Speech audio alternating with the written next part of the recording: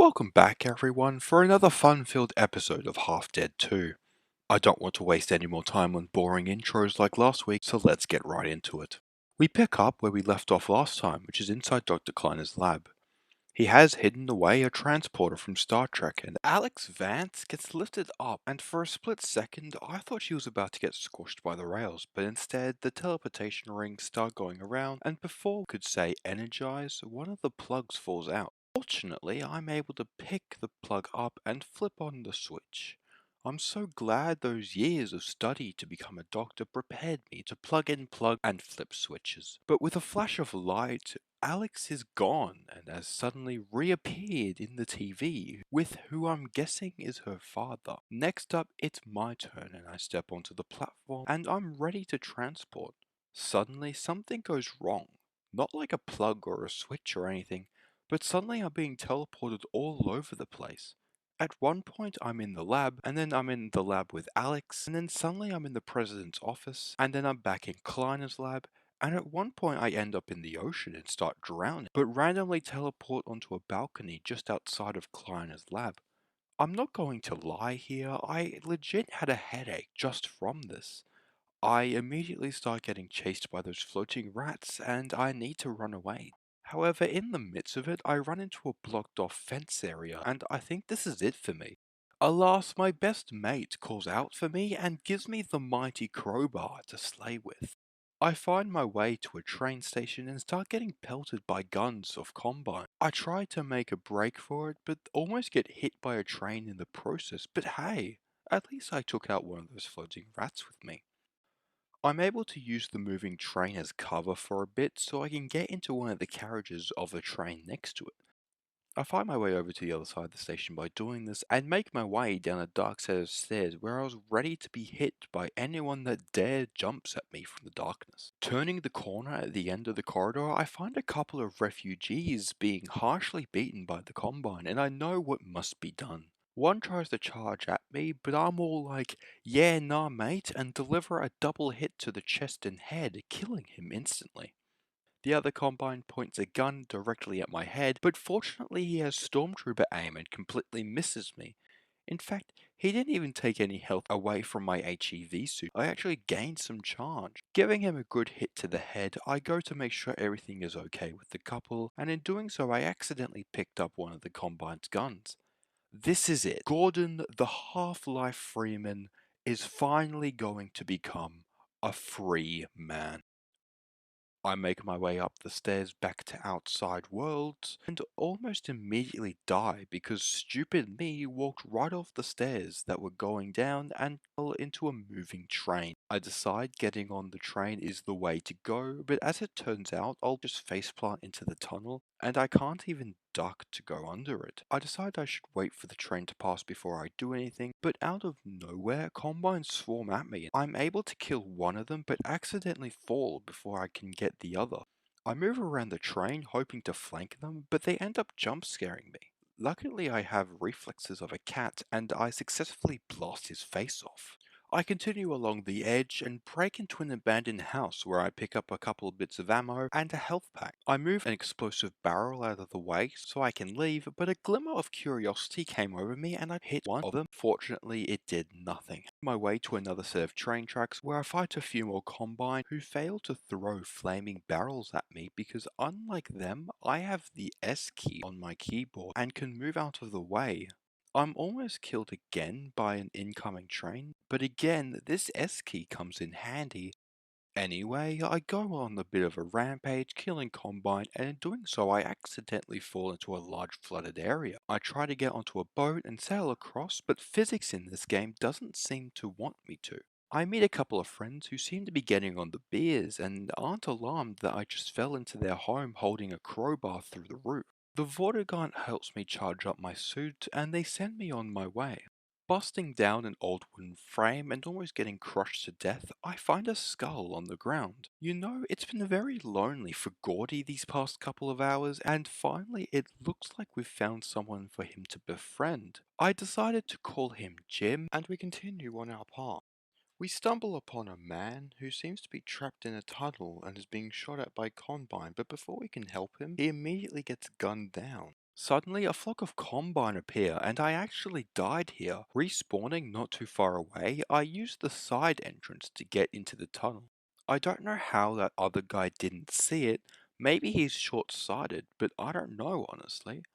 I make my way inside where it appears there's a secret drinking place for the Combine. I pick up some ammo and health packs and decide to place Jim on the couch so I can kill the rest of the Combine without having to worry about his safety. I eliminate the two on the roof and find a mountain turret that I can take over. I decide to play with it for a bit, and after shooting down a couple of those floating rats, I'm suddenly hooked onto this thing. During my time playing with it, I discovered that those flammable barrels are actually explosive, and I blow up a few Combine trying to snipe me from the edge. All of a sudden, I start getting bombed by a helicopter, and I rush back down to get Jim. I failed to notice the ledge that was literally right in front of me, and spent about 10 minutes wandering around figuring out what to do because I honestly had no idea.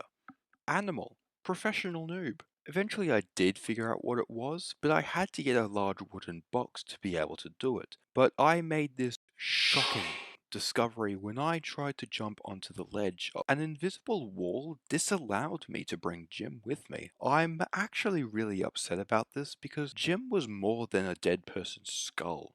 He was a friend, and even maybe a lover. I know I only met him like 15 minutes ago, but come on, I loved him, guys. I decided to place Jim on his favorite couch and said goodbye to him one last time. I continue my way along the edge over the barricaded areas and come across a series of pipes to navigate.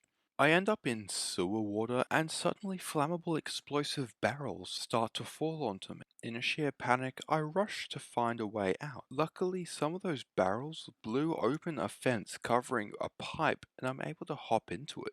That was a pretty close call. Upon exiting the pipes, I get pelted by a group of Combine who I easily killed because obviously I am a god.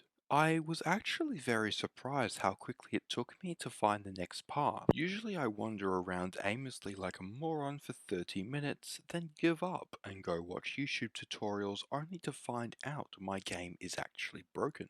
But hey, looks like 2020 hasn't been all that bad. I come across two barnacles just hanging out and I'm easily able to avoid being sucked up by their tongues.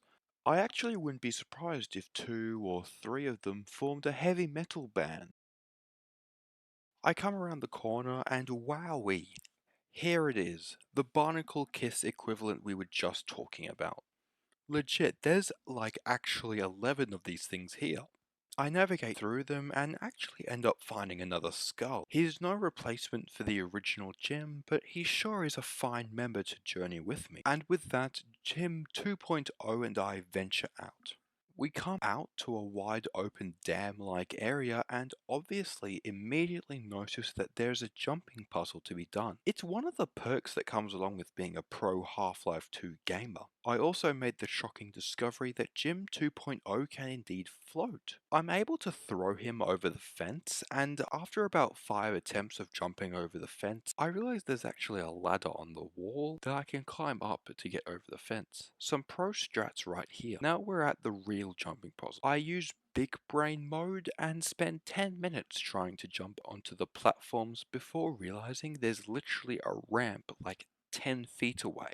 After having my pro gamer title revoked, I jumped across the platform and exploded a few Combine in doing so. Back into the sewers we go.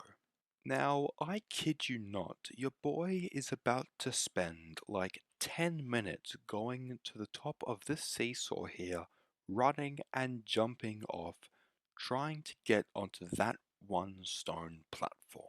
But fortunately I have the power of editing on my side, and in one take I'm able to get onto the other side. On the other side of the ledge is a helicopter flying dangerously close to the ground. Mate, you better watch it there. Someone could get seriously hurt, you know. It starts shooting me for a bit, and for about the 16th time today we're going back into the sewers. Gee, I hope we do find a dry cleaner soon, because this suit is literally brown at this point, and I'm telling you, it's not just mine. We spend about 10 minutes navigating the caves, and I even find a little helper in doing so, but he was very antisocial to me. I find a Gym 3.0, and you may be wondering what happened to Gym 2.0. Well, I think at some point during the seesaw thing, I left him behind, and I couldn't be asked doing that thing for another 10 minutes, so yeah. As it turns out, there's actually another door that leads you outside. When you continue along the railing, you come to a tunnel that reminded me a lot of the original Black Mesa building, even though they look absolutely nothing alike. Being away from his acid pills and only having a skull to talk to this whole time has been very hard on Gordon Freeman's mental health, so you can't blame him. I think this is actually a good place for us to stop for a bit, and we'll continue our Half-Life journey next time. Thank you so much for watching this video, and we'll see you next time.